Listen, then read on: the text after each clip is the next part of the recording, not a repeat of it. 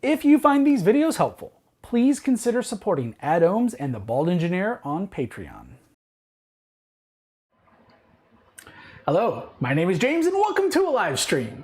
It is Wednesday, June 3rd, right? It's halfway through the week, we've made it. If you can hear me okay in chat, please let me know the name of a component, ideally your favorite component, or maybe one you've never heard of, or one that you just made up. You know, like an oh man, I messed it up. Incombobulator. Incombobulator? Yeah, you know what I mean. All right, so tonight we're going to be doing some RF stuff, kind of. I have this RF signal, I have this RF signal generator I got off of, sorry, totally distracted. Today the component of choice is software. Oh, I liked it better as Liberty. Hey, come over here so I'm out of the chat. Op-amp, most useful thing ever invented. Totally agree. So today we're going to be talking about a signal generator that I got off of eBay. It was like 45 bucks. I bought it right before I moved, and it was kind of like, frankly, I bought it and then I had it sent to my new house before I closed on the house. So I was like, well, if I don't close, then whoever lives here next is going to end up with a signal generator they don't know what to do with. So we're going to take a look at that. Now, even though it is a piece of RF gear, And for those of you that don't know what that means, that's air quotes. It means do not take the phrase in the quotes literal. So RF means it says it's RF and it goes to 4 gigahertz. But so we're going to see how well it works. Now, normally we would use, say, a spectrum analyzer, but I decided instead we're going to use an oscilloscope because that's what's on my desk at the moment, and I figured that would just be easier. So, but that's okay because you'll see I've got a pretty cool FFT, so we'll be in good shape. All right. Hello to Geek Boy, Slide 100. Good to see you. David Boyd, hope I said that right. Babin, nice to see you as well. And then that's as far back as my history goes on this chat. So we're just gonna, so hello to everybody else, especially to you that may be lurking in the chat. Glad to see you as well. Hey, Tizboyo, good to see you. Okay, so let's talk real quick about what we're doing. Oh, that's what? No. This is what I meant to press. And then maybe that button. Okay, so this is the quote-unquote RF signal generator. It is rated for, let's see if I can get this right, from 35 megahertz up to 4.4 gigahertz. Now, do I believe it goes that high? I don't know. We're going to find out. I have only tested it to 1.5 gigahertz because I wanted to wait and see what happens on stream. Hey, Michael, good to see you. Al, good to see you again. Definitely like seeing your guys' names. Jose, inducer, inducer with magnetic coupling maybe. Okay, now what I thought we'd look at first is, before we get to the measurements, let's go over to, oh, there you go. Yeah, see, now you guys can see the chat. It's like Inception. So here's what I bought on eBay. Just want to point this out anytime I show products. I want to try to be clear. I bought this myself, not sponsored, not endorsed. Just I bought one, thought it'd be cool to see. So we're going to take a look at it. Let's see. I got to move this over to about here. Better. Okay. So here's what they claim. They claim it's from 35 megahertz to 4.4 gigahertz. This, I think, this is an interesting number because I could only go down to 135, but we'll see about that. And it was about 45 bucks, and it has this chip listed, the ADF 4351. Let's see, output range. It uses a USB-C, refer to the official, okay, great. So this is saying its output signal is a fundamental sine wave. Okay, this actually sort of matches what I saw, so we'll double check this. And then it's I won't be able to test the crystal oscillator really. And then it's got a 3-wire SPI interface, really. I don't really see that anywhere unless all they're trying, I know what it is. On the data sheet for the part that they're using probably says it's the SPI interface. Okay. Okay, cool. Then let's go take a quick look. Here's the data sheet for the part that they list. So let's see, it's a wideband synthesizer with integrated VCO. So my question is, it must be doing the generation across the entire. Okay, so God, I tell you, some of these Asian devices. So the chip they're using goes from 35 to 4.4, but I don't think their design does. So okay, typical jitter. We may actually be able to measure the jitter. I think we might even try doing that just to see what happens. Okay, so here's the chip itself, blah, blah, blah. Okay. Hey, G Brown. Good to, yeah, G Brown, right? Can I call you? Well, I won't say your first name, but thanks for the question you sent on GitHub. Okay, so what's this say? The ADF is a fractional phase lock loop synthesizer, external loop filter. I'm not so sure that they incorporate a filter in this design. I don't have, shucks. If I had all of my tools, we could take it apart, but I haven't unboxed everything yet. So that might have to wait. Okay. Okay. So, hey, James Kennedy. Nice to see you. Welcome to the stream. Okay. Let's go ahead and move over and let's take a look at the device itself, and then we'll look at it on the scope. So let me switch back to this one. And then I did decide I would wait until the stream for the most critical part of this whole system, which is it has a screen protector. So let's remove that together. See if I got a good angle. Oh yeah, that's some good stuff there, right? Yeah, I think so. Okay, quality entertainment. This is why you guys come here, right? It's for stuff like this. What is the practical use for this in a lab? I don't know yet. Let's check it out and then come back to that question. I think what somebody might buy this for, as in this form factor, is you might say, well, I need an RF signal generator, but I can't afford one that goes to 4 gigahertz. So you might get something like this because it outputs a 4 gig signal and it's only 50 bucks. A 4 gig signal generator, I have no idea. Let's just try real quick. Let's do 4 gigahertz, 4 gigahertz analog signal generator. Just get an idea. Does anything show up? Siglent, $1,500, couple hundred dollars. These aren't RF. Yeah, so I think this is actually probably the most likely here. Is there's a old ESG from Agilent for 3,500 bucks. I mean, that's probably in line with what you would expect to spend on this kind of RF generator. So yeah, but like I said, if you need to generate the signal and you don't have one, then this might be your only option. So, or it could be an option. So let's check it out. Now, in terms of its capabilities, let me see, do I have anything plastic I can point this with? Nope. So it allows us to change the phase lock loop chip, which is interesting because I wonder if there's actually 2 different ones in here. We can set the center frequency, which they're calling it point frequency. And then it can also do a sweep, which I'm not really sure there's a lot of value in the sweep. Maybe if you're doing a filter design, I guess you could sweep through and see how well it responds.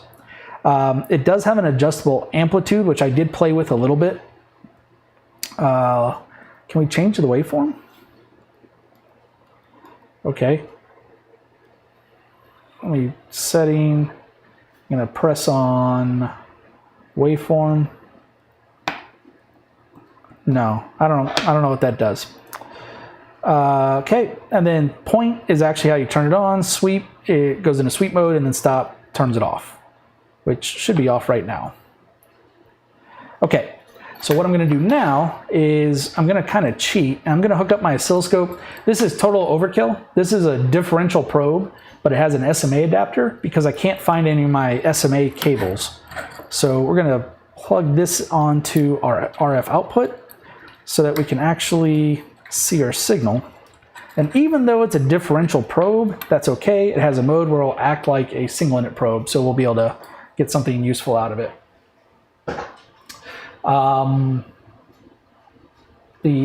Okay. You have the 8660C. Okay. So now let's go over to the scope and let me show you a couple things that we got going there. So let's see. I'm going to use this, which is my external keyboard. This is the oscilloscope I use from work. I normally have it on my desk during the day. And so this is it's a 4 gigahertz. So the analog bandwidth is 4 gigahertz and its sample rate is 20 gigasamples per second on 2 channels. So it's plenty fast enough for the measurements that we're going to be doing. Now, this device goes to 4.4 gigahertz. My scope's bandwidth is 4. We may see some content beyond 4 gigahertz, but anything above, let's say 3.5, if the amplitude drops, that's probably the scope and not the not the device itself. But it's going to be good enough for us to look at what's going on. And like I said, I already had it on my desk and I haven't unpacked my spectrum analyzer yet. So,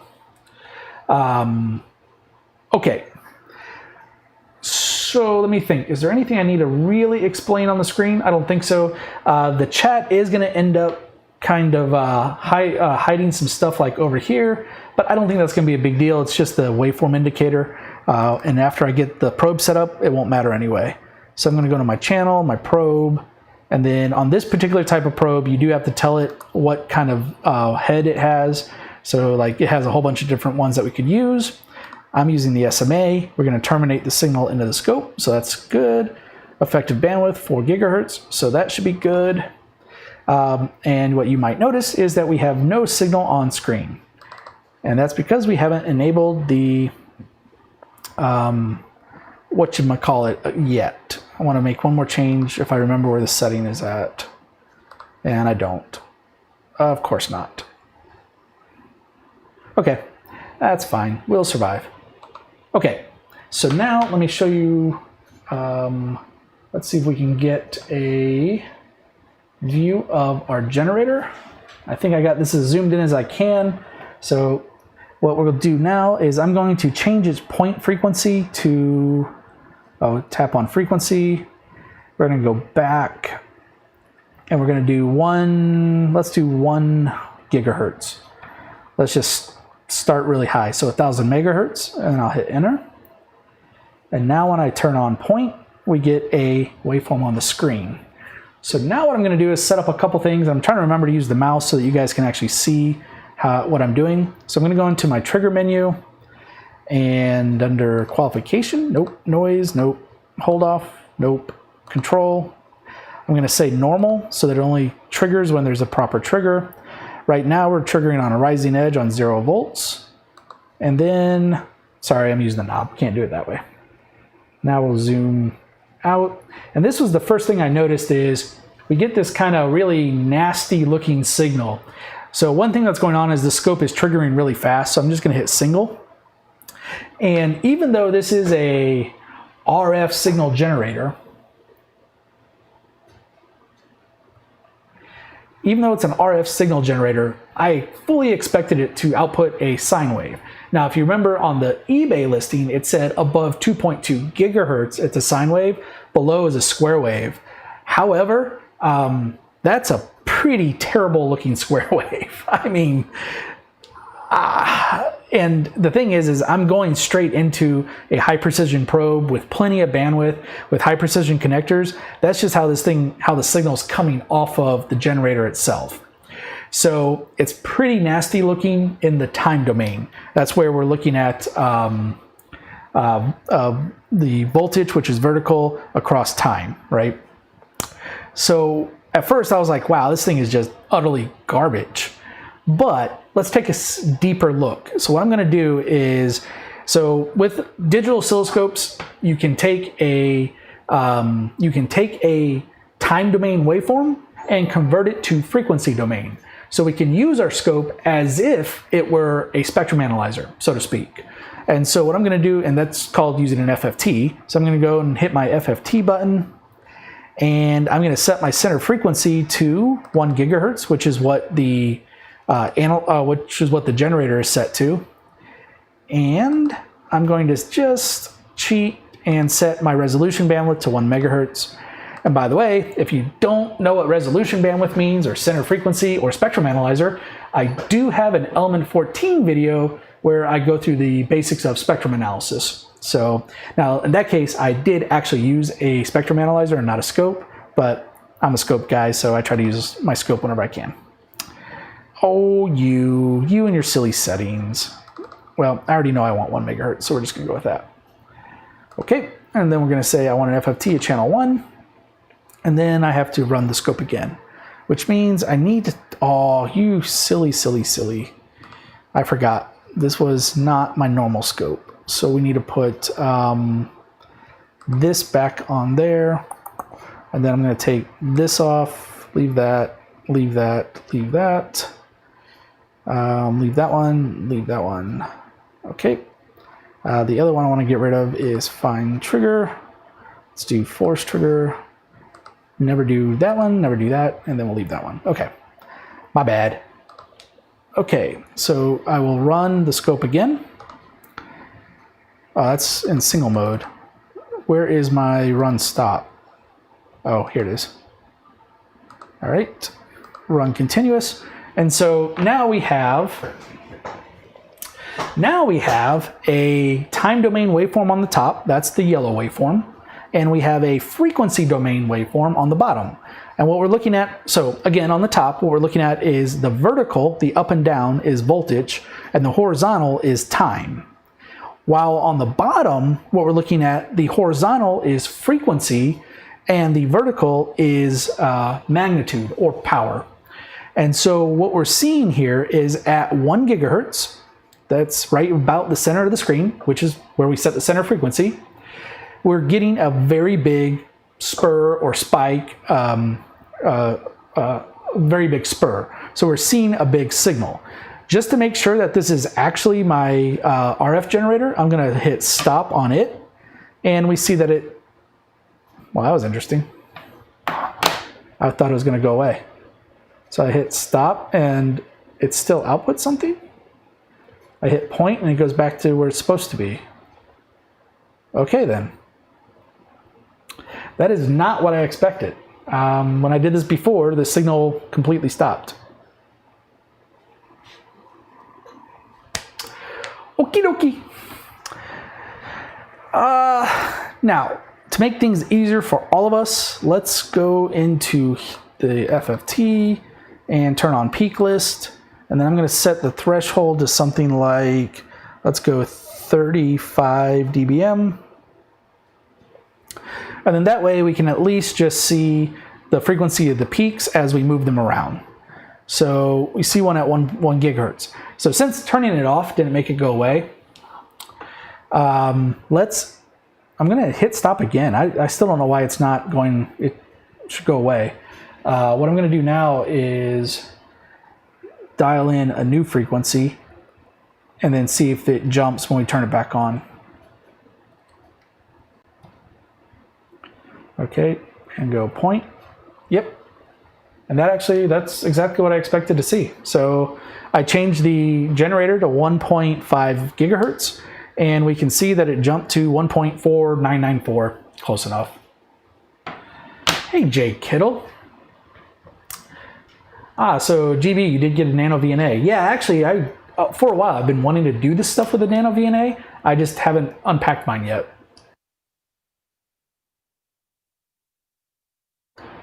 So what's this RF wizardry on the screen? So we're looking at a RF signal generator, costs about 50 bucks off of eBay.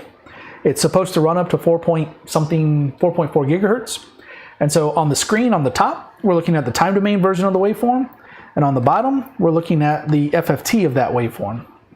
And the reason I wanted to do that is because when I looked at the time domain waveform, it looks really terrible.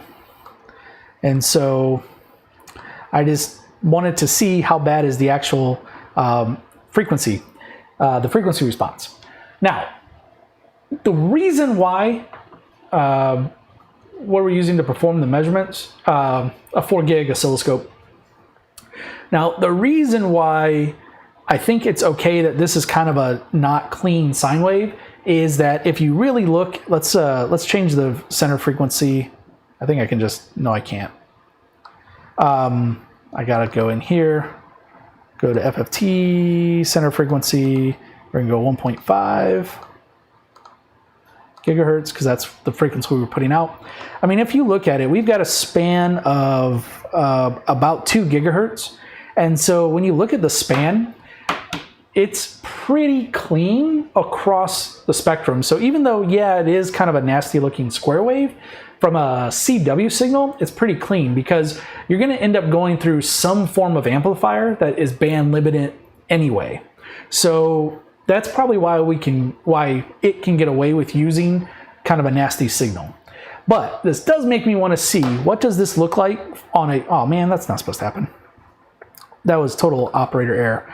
What I'm going to do now is I'm going to actually, let's go full span, and I want to show you what this looks like at a much wider frequency range. And then I'm also going to delete my waveform here just so we can get more stuff to work with. So now I'm looking from, and make sure you can see it on the screen, on the frequency domain, it's basically DC to 10 gigahertz. Now, I said this scope has an analog bandwidth of 4 gigahertz, but the FFT can go to 10 gigahertz.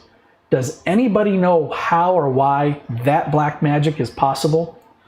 Because if it's a 4 gigahertz oscilloscope, meaning the analog bandwidth is 4 gigahertz, how can the FFT show anything out to 10 gigahertz?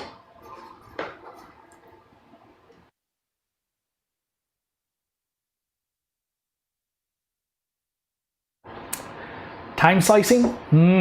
Nope. It depends. Actually, I'm going to say maybe. It depends. It depends on what you mean by that. Geek Boy's got it. What's the sample rate? The sample rate is 20 gigasamples or 20 gigahertz.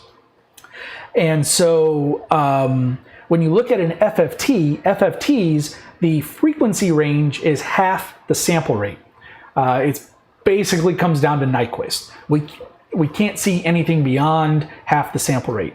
Now, even though the front end amplifier has 4 gigahertz of bandwidth, it does roll off. Physically, it rolls off relatively slow. In terms of filter design, it's extremely fast. It's like 80 dB per octave. But there's still frequency content out at those higher frequencies. They're just past the 3 dB point of the oscilloscope, which is where the 4 gig comes from. So that's what's going on. It's kind of a, to me, it's kind of cool that it's like a little bit of a bonus thing, is that with a digital scope, even though the analog bandwidth might be a certain number, you still get some useful frequency information beyond the bandwidth. And by the way, Nyquist gets a ton of credit for the, in order to reproduce a signal, it needs to be 2 times the highest frequency component. It was actually a combination of Nyquist and Shannon who came up with the theorems. They just got named after Nyquist. One of the stories I heard is because his name was first on the paper because of alphabetical order. And yeah, I'm just going to stop there because otherwise I'll be ranting all night. All right. Okay, so now I want to look at, on that frequency domain, now we can see there's a whole bunch of spurs. So I just wanted to talk real quick about what those are. So I'm going to turn on cursors, and I want vertical cursors, or I guess I want both, and I want them on the FFT. Did I grab it? Nope. How about now? Did I grab it? I might have to use the knob. Yeah. Okay, so I got that one. We're going to put it over there. And I got that one. Okay. So over here, this nice big spike is at, oh, this is X2. Oh, that's going to be confusing. We can't do that. Let's put X2 over here and go back and grab X1. So this nice spike is at 1.5 gigahertz. That's what we're outputting as expected from the frequency generator. But then, and I have a feeling there's a couple of you that will know this answer, but I'm going to ask it anyway.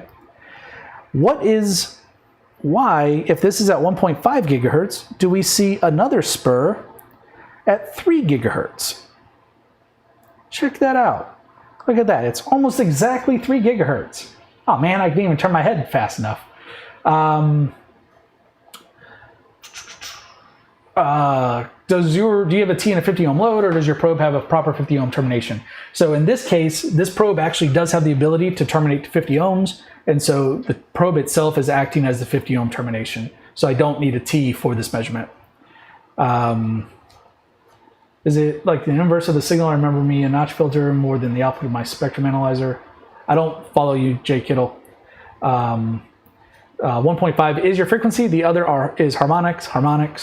What is the nominal impedance of your scope? 50 ohms plus or minus, I forgot what the number is. But actually in this case, it really doesn't matter what the impedance of the oscilloscope is because I'm using a probe in front of the scope. So it really is what's the impedance of the probe. And this particular probe, the impedance is 50 ohms.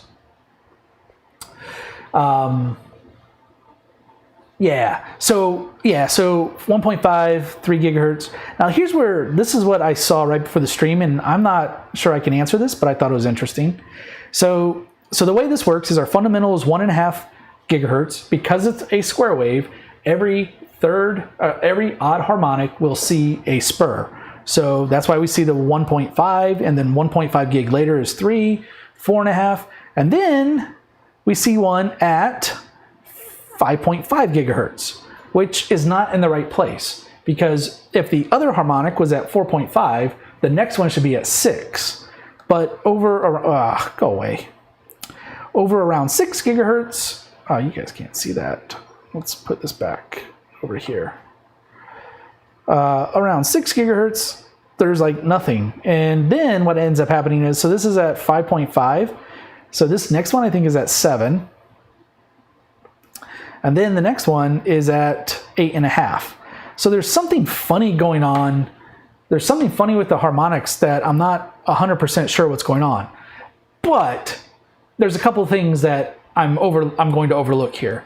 Number one, the scope bandwidth is only 4 gigahertz. So really anything beyond 5 gigahertz is probably not going to be all that valid.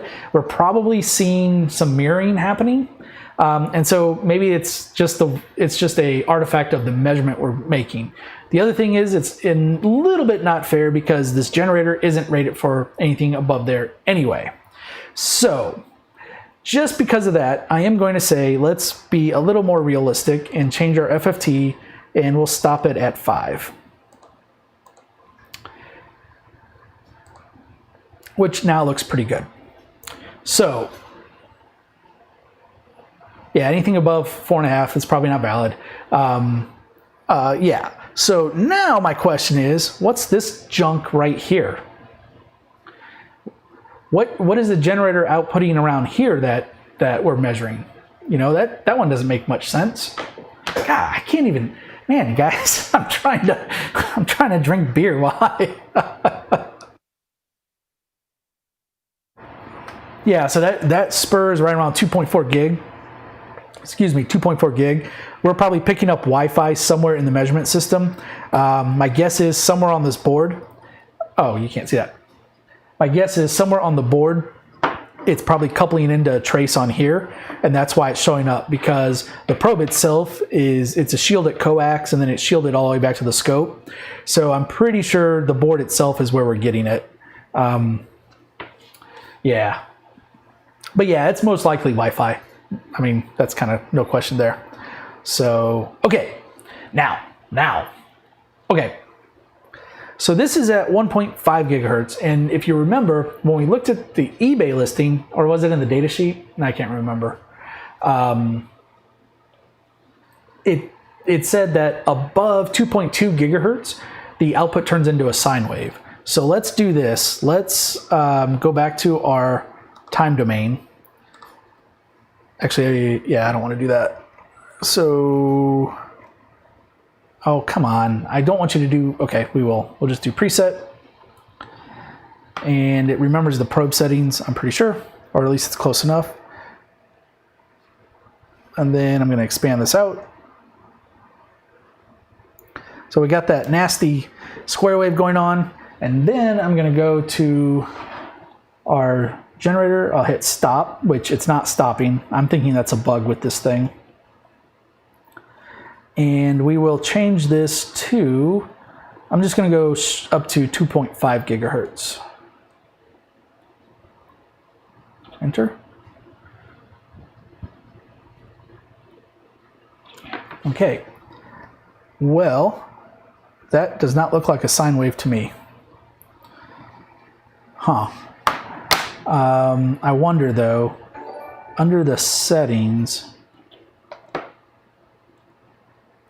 okay, I think we hit stop and then we go to settings. So that is not adjustable. I don't care about that. Okay. Let's go to 3 gigahertz. Wait a minute. Something just caught my attention. So 3 gigahertz. Oh, that was the sweep settings. Go back to point. Run the scope again. Maybe I'll do another single. Single. Yeah, I mean that's really not a sine wave. And let's go FFT on that one, and we'll 0 to 4 gig. That's actually going to be fine. So we do magnitude FFT, enable. So again, 2.4 is our Wi-Fi. I mean, it's much cleaner than, oh, well, we can't see any of the harmonics because that's beyond the bandwidth of the scope. So if we bring this back down to stop frequency 2.2 gigahertz, turn that back on. Yeah, okay. So we are getting a little bit of a harmonic there. I'm pretty sure that's what that is. Let's do this one. Oh, cursor, I'm just going to do vertical on the math. Actually, line and rhombus would be nice. And this is which cursor? This is cursor 2. So I see something going on here. And then I see cursor 1. We're going to put this on that spike. So 2.2, and then at 3.4, because it would be 1.1 later. Yeah, so this is a little bit of a harmonic. So I call BS on it puts out sine waves.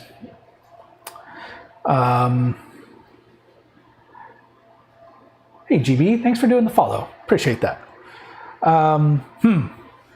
Interesting. I mean, it's not a terrible signal, but it's not great. I mean, really? I mean, why would you call it a sine wave? It's not a sine wave. No, I wanted to do a zoom on channel 1. Yeah, I mean that's not a sine wave. You're lying. Lies. All right. Yeah, okay, you know what? Let's do one more thing. Turn this off. I'm going to go ahead and let's go to 4.4, even though it's beyond what the scope should be able to measure, but we should be able to pick something up. Well, actually, I take this is silly. At 4.4, it's going to look very much like a sine wave. I'm pretty sure.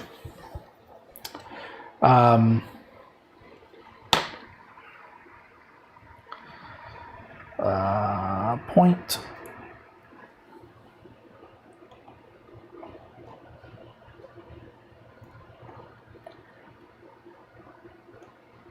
Yeah. It's a little nasty, but it's because now we're being band limited by the bandwidth of the scope. But yeah, I mean, it's not the cleanest thing. Now, that said, for $45, I'm not going to get super upset about it. Like I pointed out earlier, yeah, it doesn't have a wideband filter, but I wouldn't expect it to have a filter. In fact, I've seen some low, so I have a FPC 1500 spectrum analyzer with a tracking generator, and its tracking generator doesn't output a clean sine wave either. And it's because when you have a VCO based synthesizer like this, it's pretty expensive to put a configurable filter stage in front of it. And so instead, what you really hope is that whatever you're either transmitting through or receiving on, that it just has a filter that makes the signal more narrow band. Could we do a few megahertz? Okay, this is something that I wasn't 100% sure on because earlier, okay, let me hit stop to, I'm gonna power cycle this.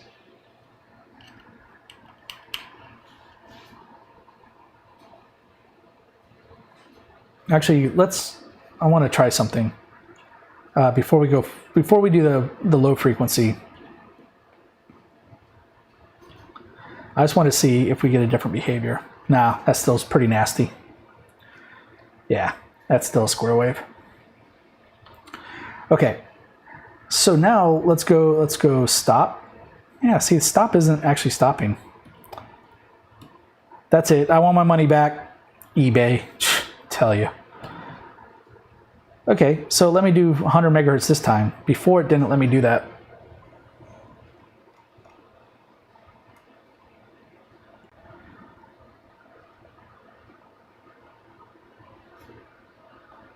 Okay, so let's do a quick, I'm gonna go and let's do measure.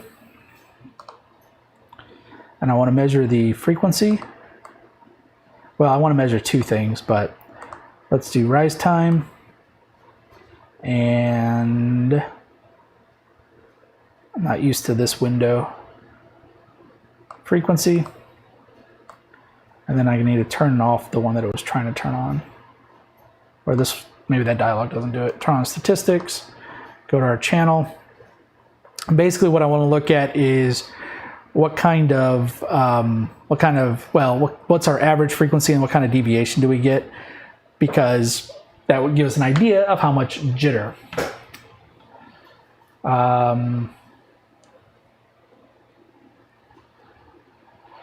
So I think the minimum that this one can output is like 33 megahertz. That's the limit of the chip that they're using. But what I was wanting to look at is so I wanted to look at one other thing, and that was what's the rise time of the signal? Because we're seeing a rise time on the order of 83 picoseconds, which if we convert that roughly into bandwidth, so we've got, let's call it 83 picoseconds, and we take 0.4 because of the filter that the scope has. We'll use 0.4, swap that, divide that. So the signal itself has about 4.8 gigahertz of bandwidth, which is telling me that the signal is probably even faster. The edge rate is actually faster than what the scope can actually output. So because we're hitting the rise time of the scope, I don't think it's the rise time of the signal. Zavarius asked, but is it dangerous to humans? I would not really sure what would be dangerous to humans. In this situation, nothing is radiating. Would it be dangerous if it radiated? I mean, no more dangerous than your Wi-Fi. One thing to realize is if we go and look at, I should have turned it on. I don't know why that's not. I think that what I wanted to show is of center frequency. Let's go 100 megahertz. Good enough. And then on here, look at the peak. Make the peak be 30 or 40. So this is outputting 9 dBm. That's less than what your cell phone puts out. So it's not like there's a lot of danger in the RF energy itself. Okay, kill this. Wrong one. That's okay, we can do that. Now, the next thing I wanted to do, this thing said it had like a few picoseconds of jitter. So let's do some jitter measurements, which is something I've never done on stream before, but I thought it would be fun. So we're gonna make this a little bit bigger. And then we're gonna go, okay, so it's clipping a little bit. All right, let's see. How do I wanna do this? Let's go into the measure menu and measurement group. We're gonna go jitter. Channel 1, period. I think, do I want period jitter or frequency? I guess we could do both. And then I want cycle to cycle. Okay, and then I want to look at of the period or frequency should be the same. Let's look at a histogram, because this should be a nice clean histogram. Set our limit to max. And now we can go and turn that on. And what we're looking for down here is our cycle to cycle jitter is, I'll just go with the mean, is in the femtosecond range, which is a lot better than I was expecting. RMS jitter is, average jitter, of course, that's going to be practically zero. RMS jitter is what I was thinking about, is 4.4 picoseconds.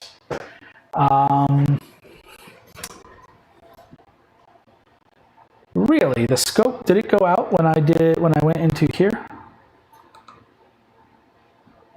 Huh.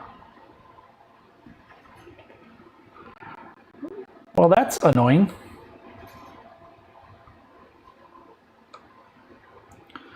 But then it comes back.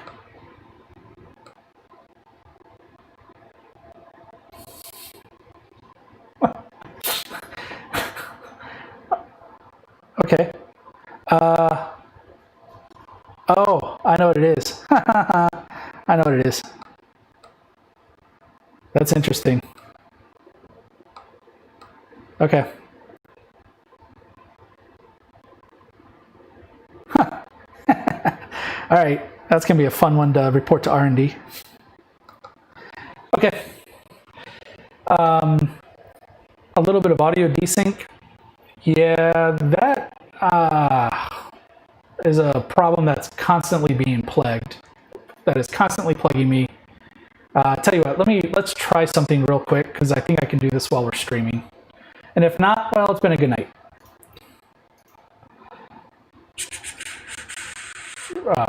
Actually, hold on. Let's do this real quick.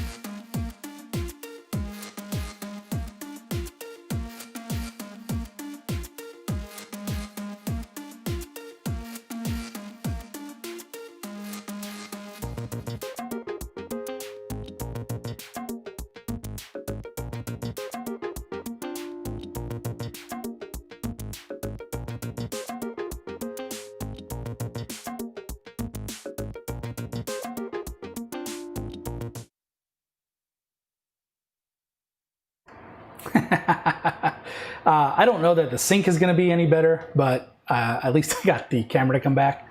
I think that was the more important thing. For those that don't know, that means we might not have. I'm just gonna have to lose it. For those that don't know, I actually run 2 instances of OBS. One takes all 4 of my inputs and then outputs it over something called NDI, but it also records while it's doing that so that I can get a raw recording of each camera, but that are also time synced. And then another instance is what actually broadcasts. And most of the time, the problems I have are with the NDI instance. And what happened in this case is I tried to reset NDI and OBS crashed. So I'm really shocked it came back. It almost never comes back. Yeah, that instance of OBS almost never comes back when it crashes. So, okie dokie. Just kind of move on. And okay, well, what's cool about this is it gave us a lot of time for data to collect. So, do I still have my mouse? Let's close this. So what we can see is we're getting about, we are right on the order of 4 picoseconds of jitter at 100 megahertz. And I'm going to look at the data sheet again. Where did that go? And then, didn't this have like a jitter rating? Yeah, see, now this is definitely an implementation type issue. It says the jitter should be on the order of 0.3 picoseconds. I'm no mathematician, but 4 is a little bit bigger than 0.3. Now, let's see if we can help that measurement out. So first thing is, we're only dealing with 100 megahertz. So let's drop this down to 500 megahertz, and this will increase the vertical resolution. And then let's go into our acquisition and enable averaging, even though averaging, no, we're not going to do that because averaging is going to take out jitter, which is what we don't want to do. And then let's reset these, which it already did. Yeah, it doesn't like that any better at all, does it? That made it way worse. I thought that was going to make it better because we're going to get rid of a lot of vertical noise. But all that did was just show that the edges are bouncing around like crazy. Okay, never mind. I thought that was going to help. I was wrong. Well, that's the first time that's happened. I mean, I've been wrong lots of times, but it was the first time that reducing bandwidth didn't seem to help. Because usually what happens is if you reduce the bandwidth of the measurement, so I was using a mode where we actually do inline averaging, and so you increase the effective number of bits of your ADC, but because you're throwing samples away, you reduce your analog bandwidth.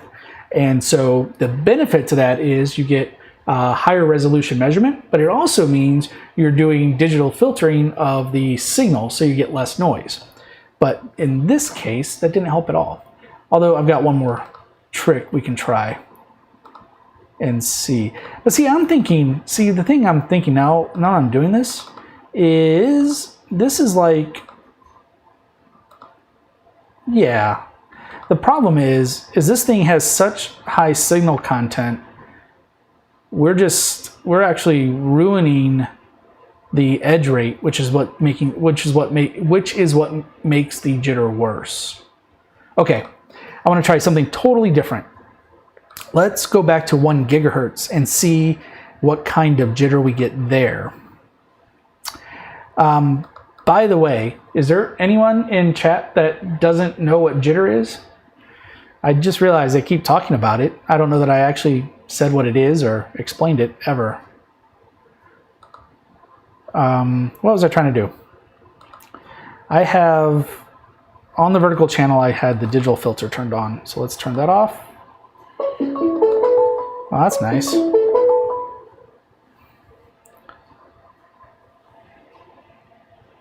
How many freaking things just rang? Oh, because they called my Google number. That's why. Okay, let's switch this guy up to frequency, stop, frequency, back. Oh, nope, frequency, back. 100 megahertz, point. Okay, and then over here, I want to do this real quick because I was just thinking about it. Anything interesting at 4 gigahertz? We can go back to 4 gigahertz in just a minute.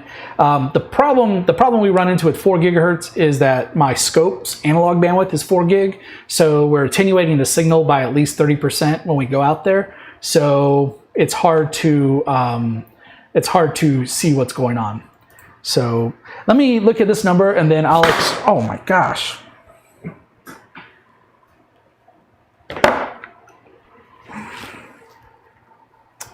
I swear, when you try to do a professional, when you're trying to do a professional stream and then just crazy things happen. I mean, I'm a true professional. I don't understand. Okay, so expand our waveform out. Man, that is nasty. Oh, that's the wrong one. I want to turn this one down. I mean, that's why the jitter numbers are so crazy. We're never going to get a good jitter measurement because these edges are so nasty. Huh. Okay, so what we got going on is, let me go back, let's swap this out and go to, nope. Oh, did I not do that right? I did not.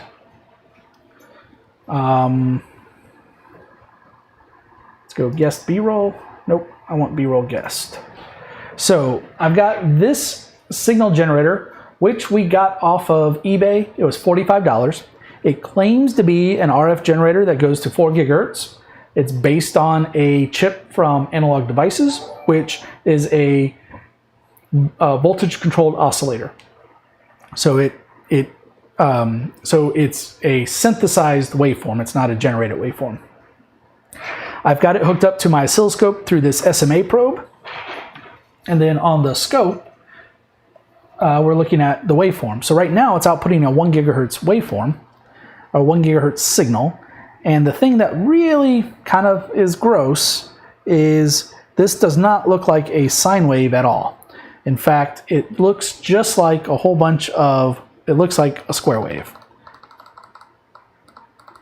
And so it's kind of gross. Now what we did earlier is we said, okay, let's just pretend for a moment that that doesn't bother us.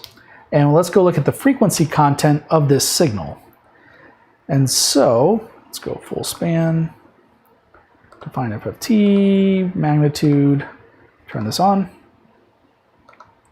And so when we look at the signal in the frequency domain, so in the time domain, we're seeing the waveform just like we would in time, because it's voltage in the vertical, time in the horizontal.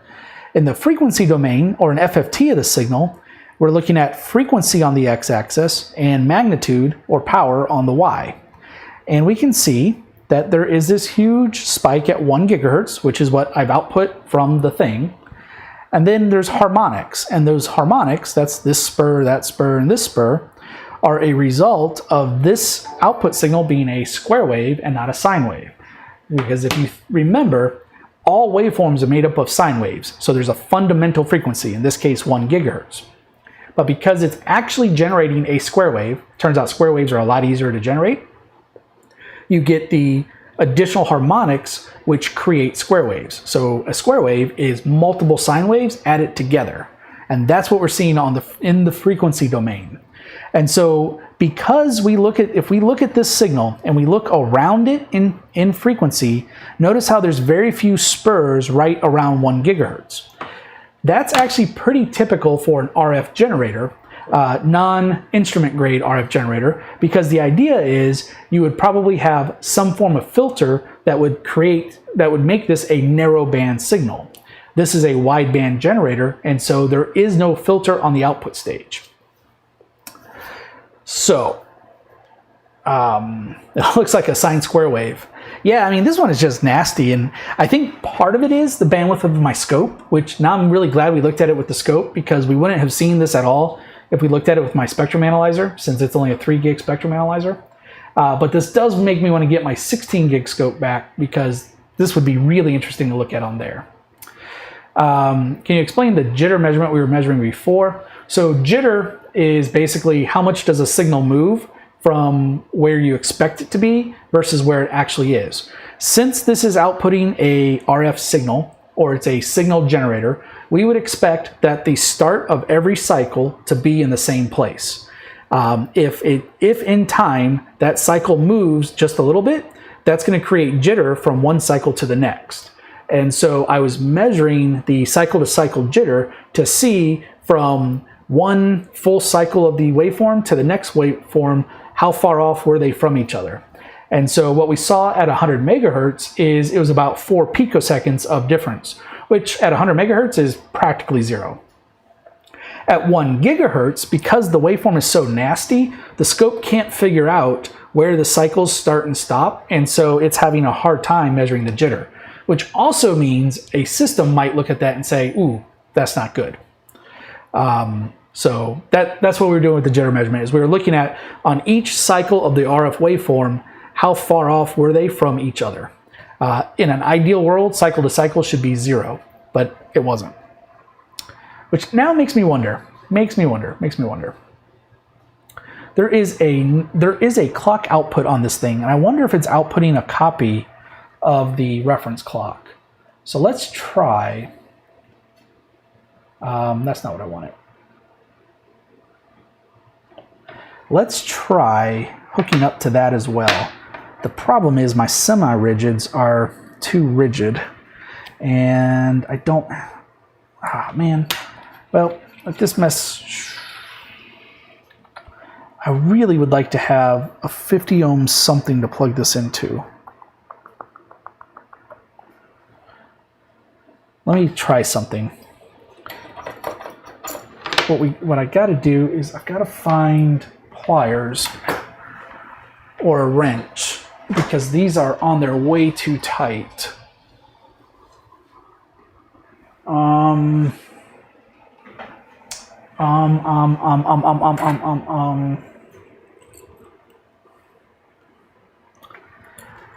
Yeah, that's what I'm actually thinking, Dr. J, is if we could see the clock, then we would get a much better idea of what the probable jitter of the output would be. Okay, tell you what, I'm going to be right back. I'm going to go get a pair of pliers and do the thing I said never to do, which is use pliers on an SMA connector. But somebody has manhandled these to the point that I can't operate them. So I'll be right back. I'm just going to go to the standby. I won't do the trivia. So yeah, I'll be right back.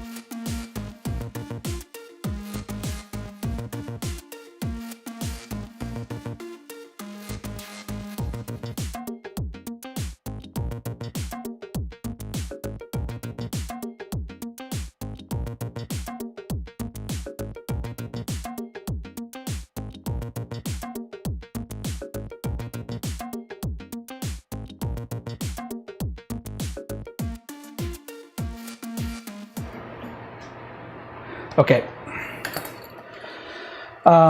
This is a don't do this at home moment. Oh my God. I don't think my torque wrench would have worked anyway. Shoot. I wonder if I have a wrench that will fit.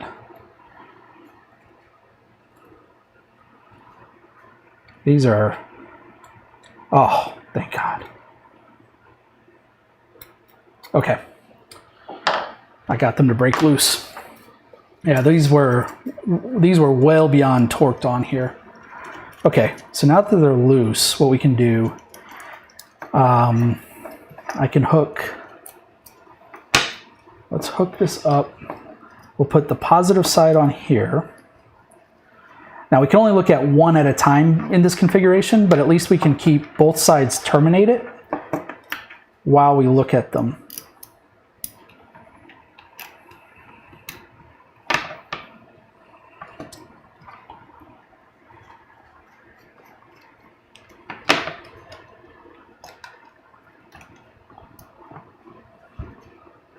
Well, this is why we use semi-rigids for this, because I'm going to need new ones after this. Shoot.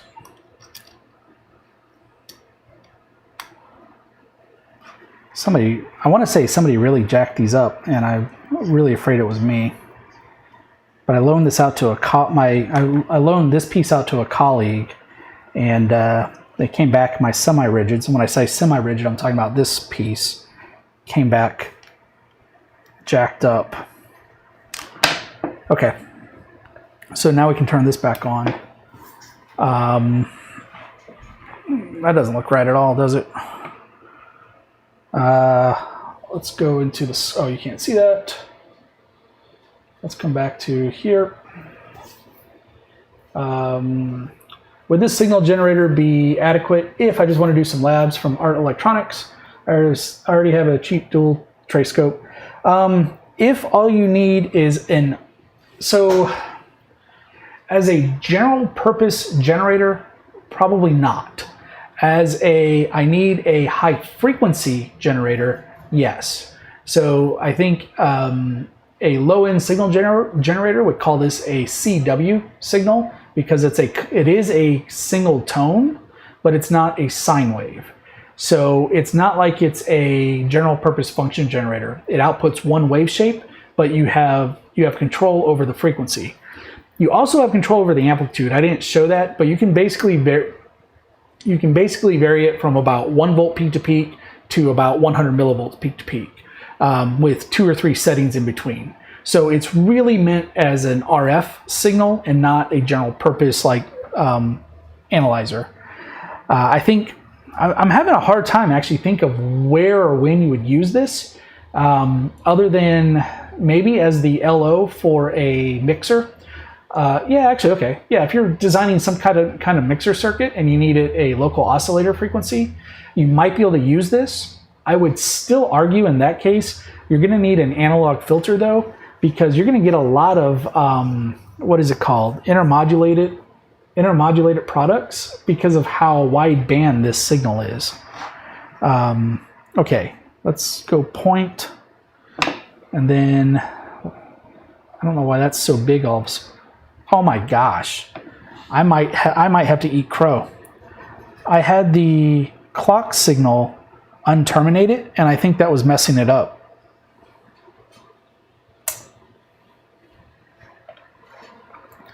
Let me just check a couple things here. Can you still see that? Yeah. So we still got that. We're still terminating. Oh, that's why. We were in the wrong mode. Okay. I feel better about that now. Never mind. That was user error.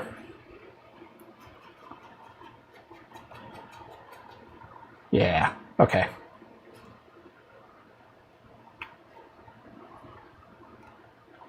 Yeah, it's still as bad as I thought it was.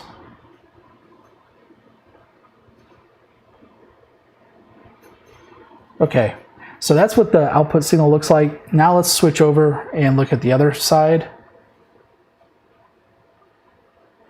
And let's look at the clock. And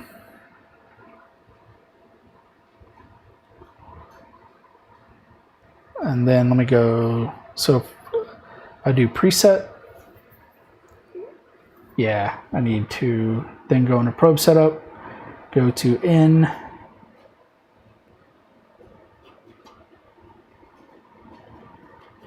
and its reference clock actually looks pretty good. Look at that, that's nice and clean, which is kind of what we would have expected before. So that's still got a little bit of hysteresis on it. Okay, so now let's go into the measurement of that. And let's do a quick jitter measurement on its reference clock. So measure, jitter, and I want to do cycle to cycle. Statistics, channel 1. Man, that's way worse than I thought it was going to be. Let me double check. Let's go look at the rise time. Is this rise time really fast?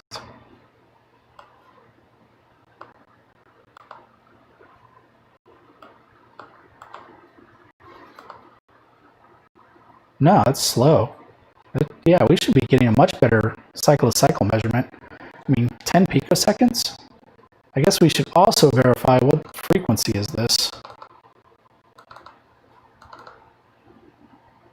Let me turn on a frequency measurement.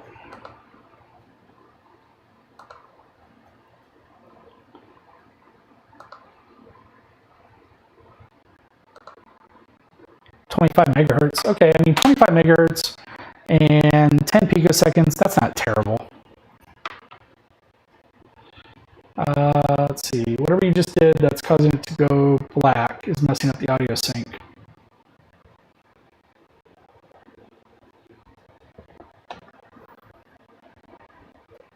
Okay.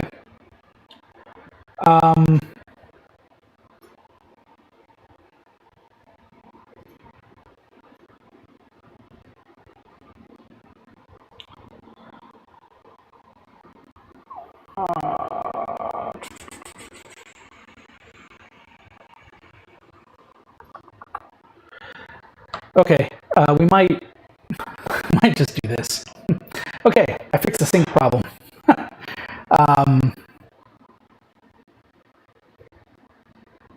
Yeah, that's really frustrating then. But knowing that, I know how to handle that next time we try to use the scope. So, okay.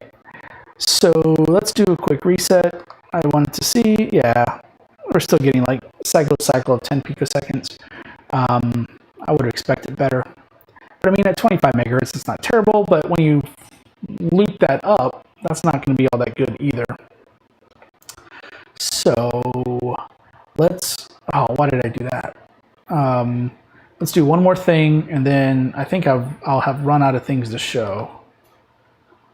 So I want to go to measurement group 2, analysis, cycle to cycle jitter, statistics, histogram. I want to see what its histogram looks like to see if it's Gaussian or not.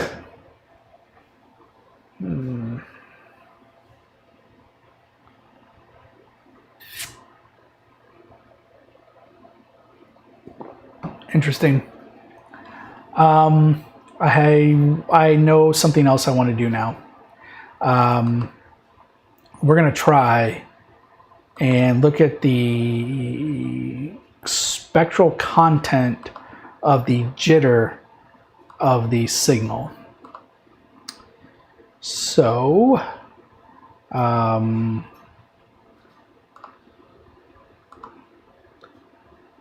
believe I can leave it at 50, but I might have to change that later. I have never done this measurement on this scope before, so this will be interesting to see if this works. So I'll leave total jitter on, but what I really want is data dependent jitter and random jitter. Okay, and then we're going to go back, and then I'm going to turn on the spectrum for, that's interesting. I think data jitter.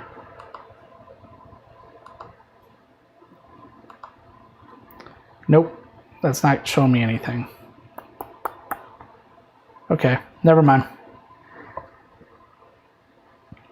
What I'm trying to figure out, and I got another way we can get there. I'm trying to figure out if we can find, is that reference clock, is that really the frequency or not? So 1665, 1.665.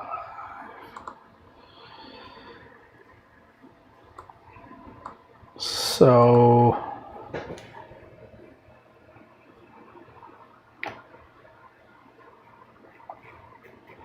what we're going to do then is let's do an FFT of that.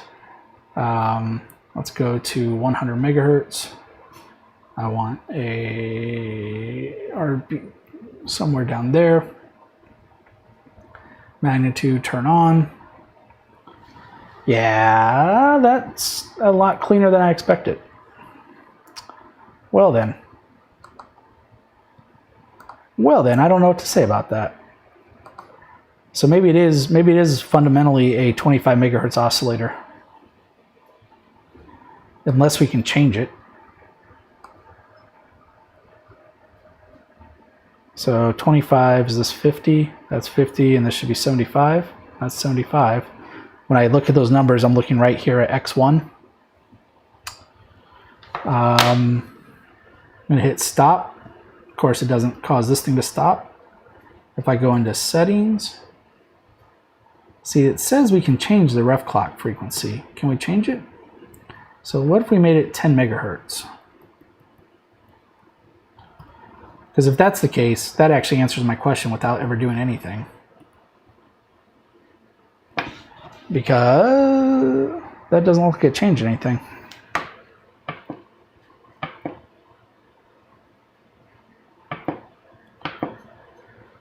It's set 10 megahertz. We're looking at the ref clock signal. And it's still outputting at, looks like still outputting 25. Interesting. Maybe that control doesn't do anything. But what I was thinking is if you can modify that, then it must be, whoa, oh, wrong cursor. Then it must be another VCO that is feeding the VCO, right? Yeah. I wonder if that control doesn't do anything.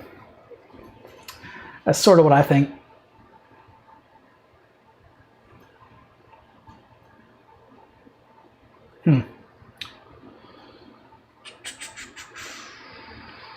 All right, I'm going to try one thing. Let's go. I thought there was, I could change. Let me just try this.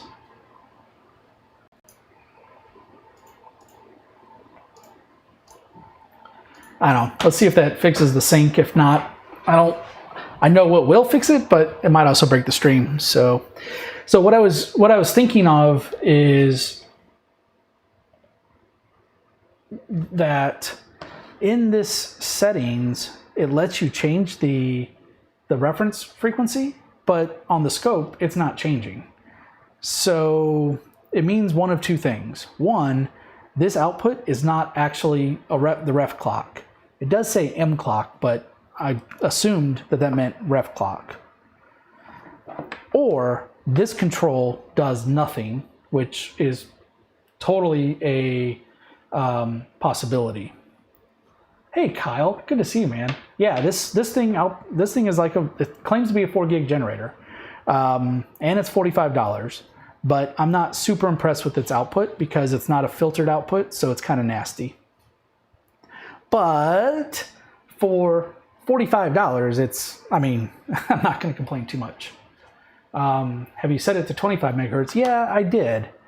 So let's go back to 25. Okay, so let's go 25 megahertz for the ref clock. And then point. So now it should be running. Okay, you know what? Because stop doesn't actually stop it, let's power cycle the generator again. Okay, well that's telling. Oh, because we're looking at the ref clock. So maybe the ref clock doesn't stop and start, which I guess would make sense, maybe. So let's go back. Let's do 10 megahertz. Okay. You can't see the scope, but I can. It hasn't changed. If I unpower and repower. Huh. Yeah, so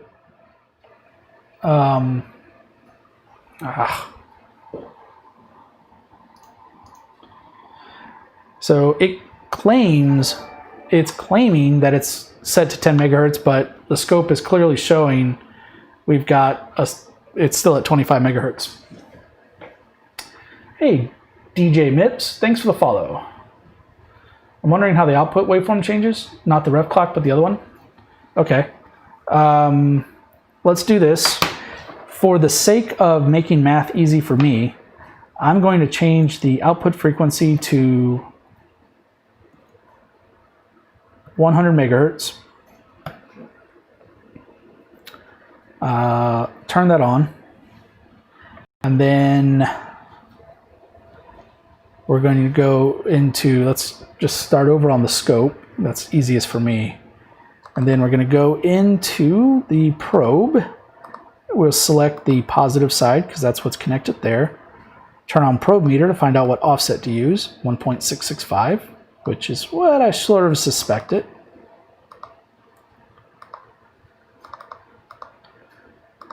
Okay, so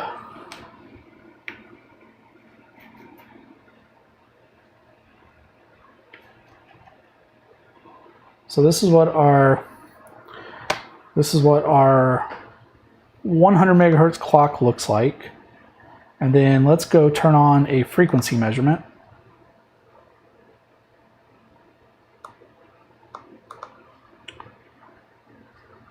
Okay, well, I want it statistics, and I want to get this out of here because that's what keeps messing up the screen. I think, can I minimize this and will we still get stats? No. Okay. Let's move that like over here. So probably actually don't need statistics on that. Oh, that's interesting. So we're set to 100 megahertz right now. We're measuring 142 megahertz. So if I do stop, it keeps going. Go to settings, we're at the 10 megahertz reference. So if we change this to 25, does that change the output frequency? In which case, maybe this setting has no effect whatsoever. And maybe this is just a multiplier for some reason. Yeah, check that out.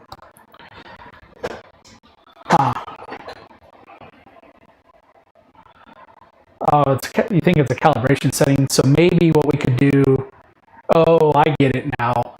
So here's what we could have done, is we could say, all right, let's go look at the output frequency of that clock. Okay, I see what they're doing.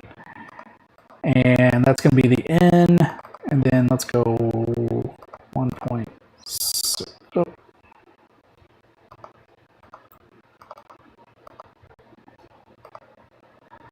Okay, so we could have looked at this and said,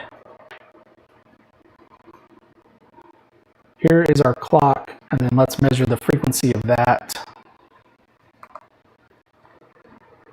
Okay. And I don't know, for fun, we turn on stats on that.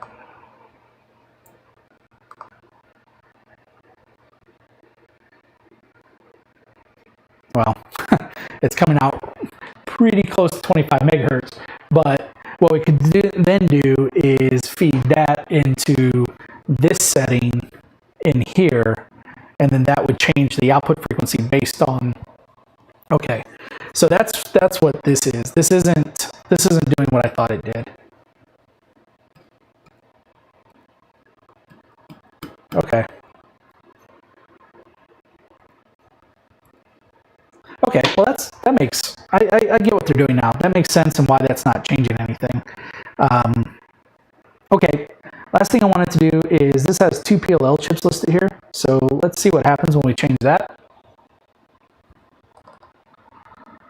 So go back to our other signal. So this is the actual output.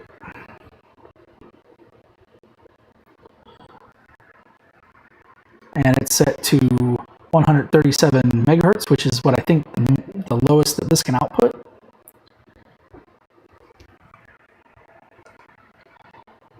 And then let's change its frequency. So hit stop. Frequency, I don't know what its maximum is. So we're just going to put in 4 and see what happens. 4 gigahertz. Nope. I said 44, I meant 4. 4 gigahertz. Okay. And then let's start. And then let's see what that looks like. Yeah, still not great, but I'll probably a little bit cleaner than what the other guy was doing.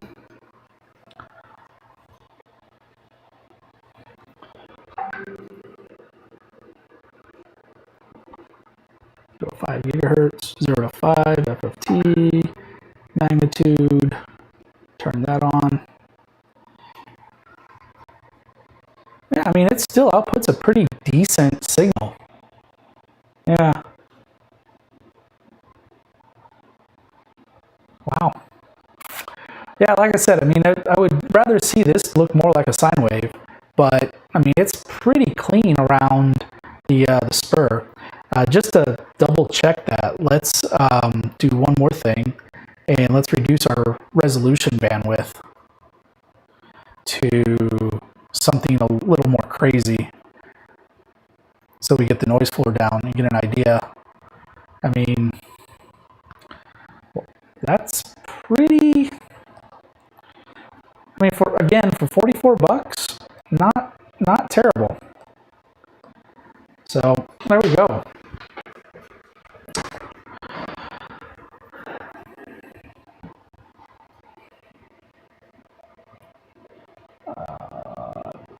Nope. Let's go this guy. Okay.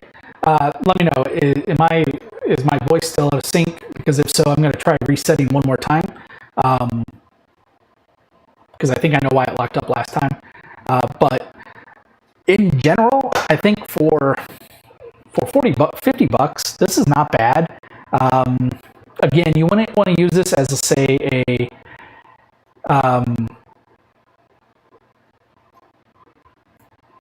you wouldn't want to use this as a general purpose bench supply, or bench generator. But if you need it, a high frequency generator for like a filter or something, or I think Geekboy, you said you might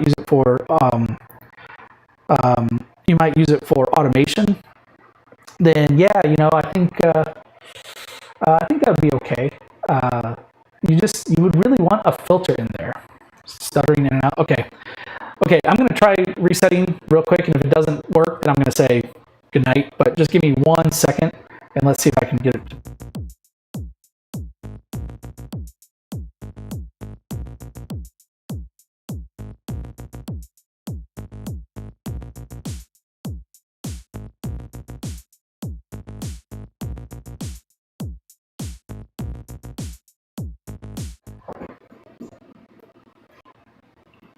Okay, if that doesn't work, then I give up. Okay, so just a reminder, this is what we were looking at. I'm going to come over here to this guy. I'll say topic because they'll put the link out there for everybody. And then let me switch over to here. So this is what we found. I think the main thing is this chip here is the ADF 4351 from Analog Devices, or ADI. That's the primary thing that's inside of here. It has a nice touch screen. Actually works pretty well. That by itself was kind of worth it. Yeah, it does have a little bit of an analog output control, but we didn't do anything with it. It comes with a USB-C interface, so makes it easy to plug in, test it out.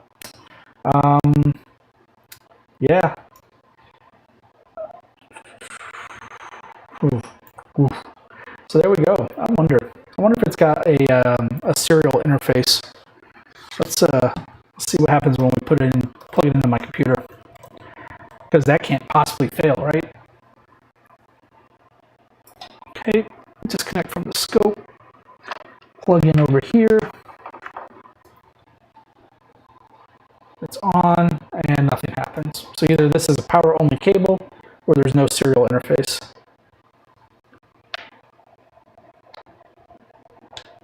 Oh, I was not paying attention.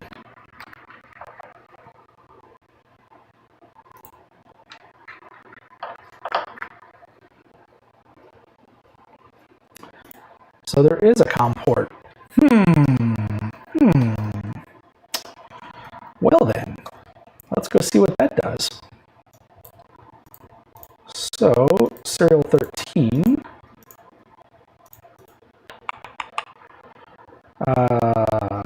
New connection. Nope. So maybe nothing at 9600 baud. Okay, so let's do disconnect. Set up serial port. Let's try 1152.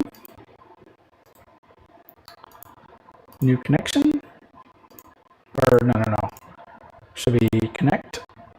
Right? Where is oh, maybe it reconnected automatically.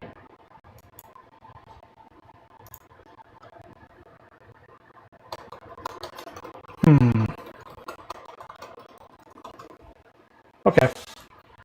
Well, I was hoping that was just going to work right out of the box. That would have been cool. That's weird, because you would think that the eBay technical support team would have put a little more detail into this.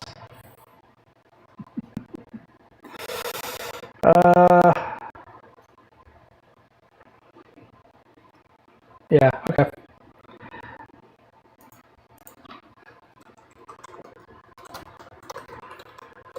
Just trying a bunch of escape characters.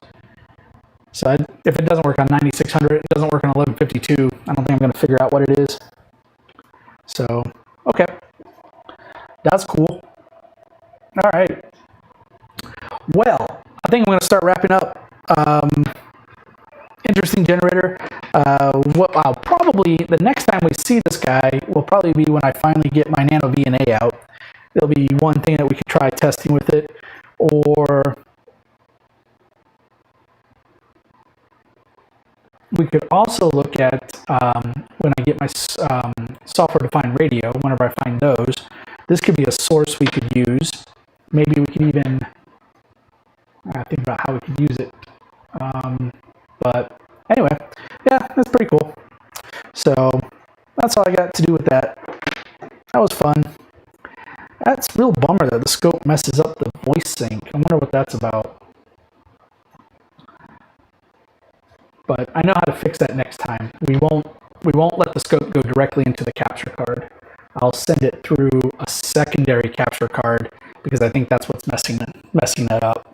I think this does something funny, and then it messes up the capture card and it screws up everything else. So, all right. I want to thank everybody for joining. Let me come back to this ugly guy. I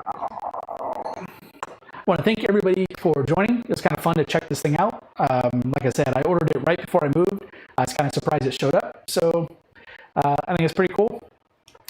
Keep in mind, we do have a Discord. So if you'd like to keep the conversation going, then head over to AddOhms.com/Discord and it will redirect you over to there. Or check the description with this video. There's probably a link there.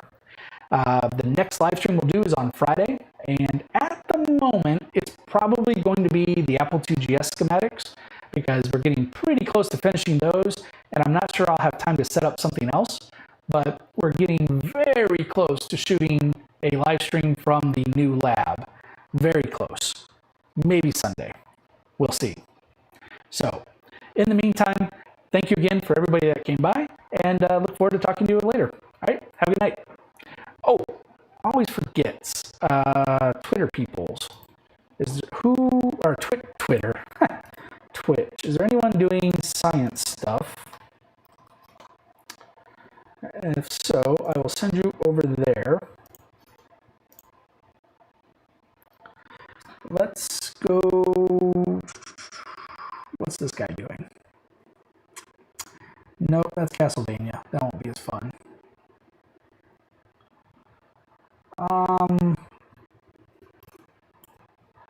Tell you what, I'm going to send you over to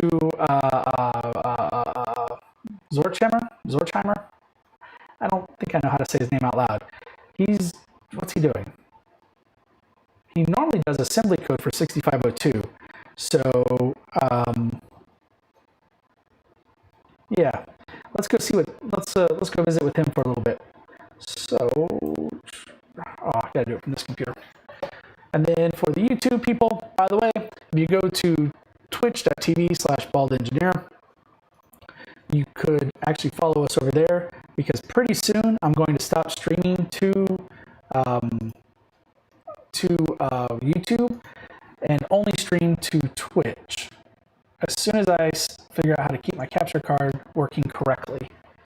So, all right, this will be, usually he does something pretty cool, so I think you guys will enjoy watching what he's got going on, and you can always find me in Discord. All right, guys, thanks a lot.